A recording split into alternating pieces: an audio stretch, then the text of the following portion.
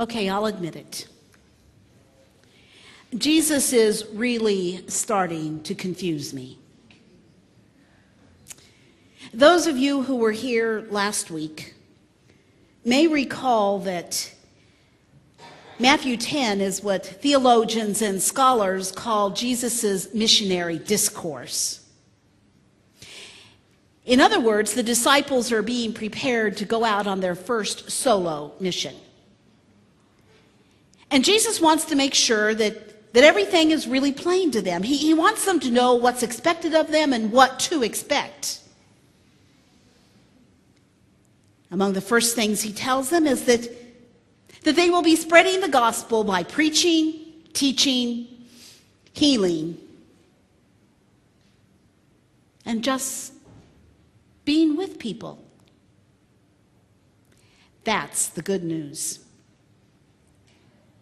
The not so good news is that he expects them to go out by themselves without him into Gentile territory where they're not going to be especially welcomed in right at first, and they're to do it without a few essentials like extra clothing, food, or money.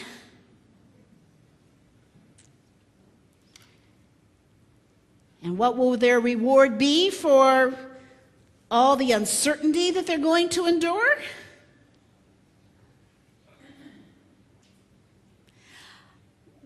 Well, their mission's going to be successful. And all it's really going to cost them are a few family members, a few friends, and perhaps their lives. But not to worry, because all the foreigners, outcasts, and Gentiles that they're going to meet will become their new support group.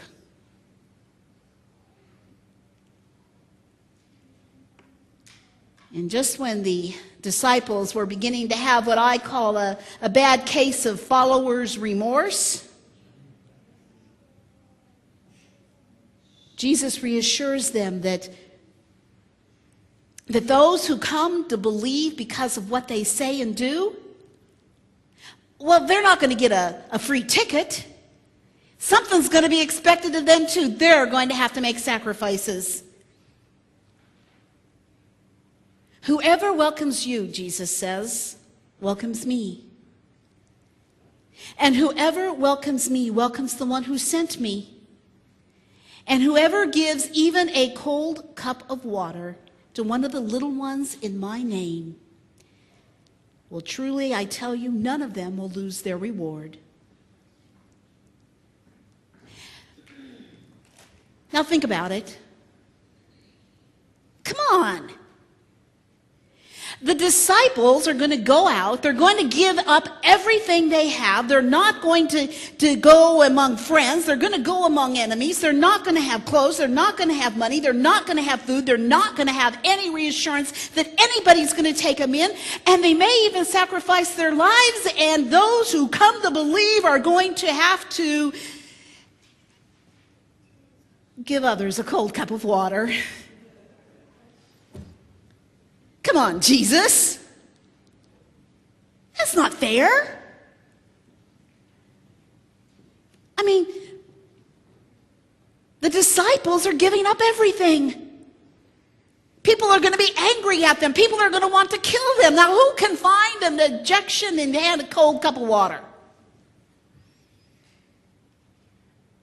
Who's going to get in trouble just being friendly and welcoming? What happened to sacrificing everything for one's faith?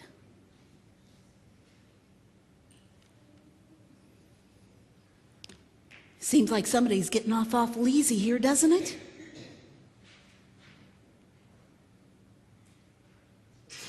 Well, this past week, I read about a woman named Saboan Garrigan. Excuse me, it's a hard name to say. Dr. Garrigan is on the faculty at Yale Divinity School. And a few years ago, like maybe 5, She went to Northern Ireland to finish researching a book that she was writing. Sunday morning came and Dr. Garrigan went to the closest possible church, a Presbyterian church. And she was delighted when two very friendly, outgoing women met her at the door.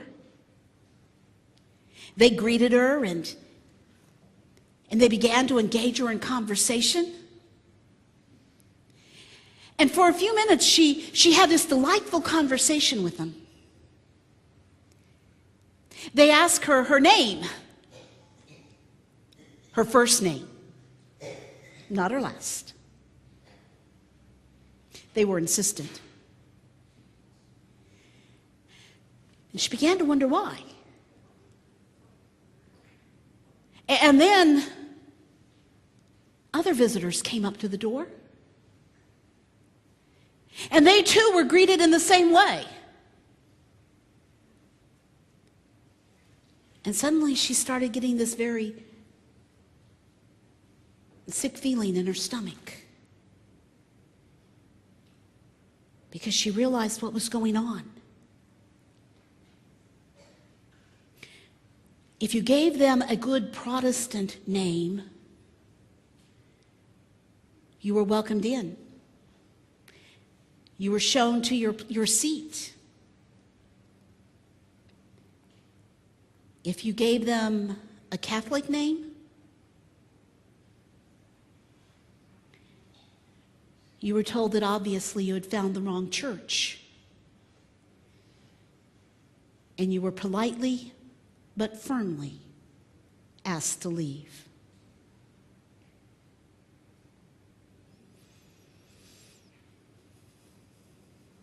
As North American Christians, we find that behavior appalling, don't we?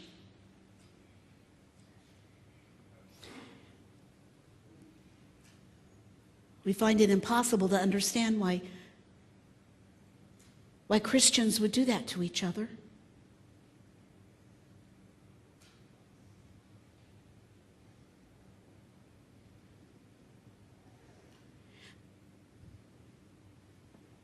What happens if the name is Mohammed? Miguel?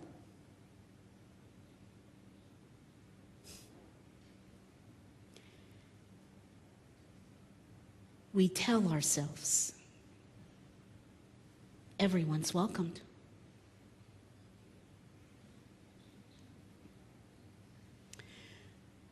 We would never post anybody at our front door. We don't have to. 5 years ago, I was told about a website. You know what I was getting ready to do 5 years ago? Come here. And I was told about this terrific website that you could get on, and that it would tell you what kind of a church you were going to. It was for people who were trying to find a church, so they could kind of check it out before going. Do you know what Lowman said? We are a professional group of people, and we have casual professional dress when we come to church. I kept reading. Not one church that I read said anything about their vision statement. Not one of them said, this is what our core belief is. Now I ask you, when you read something like, we are a young progressive congregation with the average age of 35, how many of you would feel real welcome there?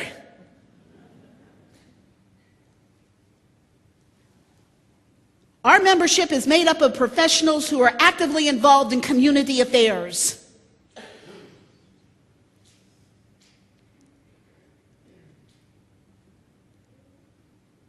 Could this be the reason that the majority of people who walk through our doors on Sunday morning look remarkably like us? Even though the community around us may not reflect it? What happens if I don't have business casual clothes to wear?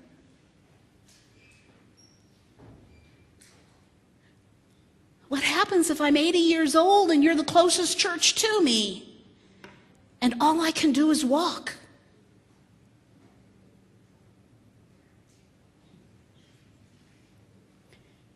We hear about the resurgence of hate groups like the KKK. We complain about the single mother who's working 2 or 3 jobs while her children run unsupervised in the neighborhood. And there's that kid at the 24-hour-a-day restaurant. Can't be much more than, 18, 19 years old? Funny thing is, she seems to keep the same hours as the restaurant. And she never speaks. Because if she tries, the manager yells at her and tells her to get back to work.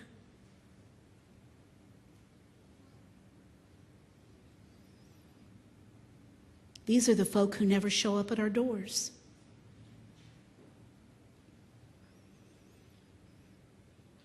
We know they exist. We even know where many of them live. But the one thing we don't do is tell them our story. And if they happen to find their way to us, do you know what happens in the majority of Christian churches?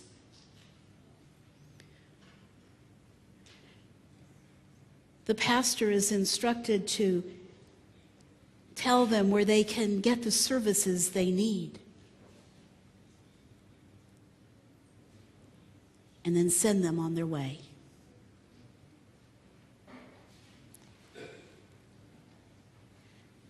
But Jesus says, whoever welcomes you welcomes me. And whoever welcomes me welcomes the one who sent me. And whoever gives even a cold cup of water to one of these little ones, truly I tell you, they will have their reward.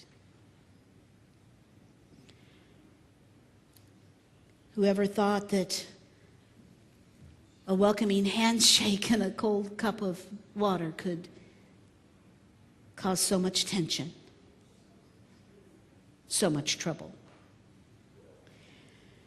But as the Church of Jesus Christ, it is our calling, our purpose, our reason for being.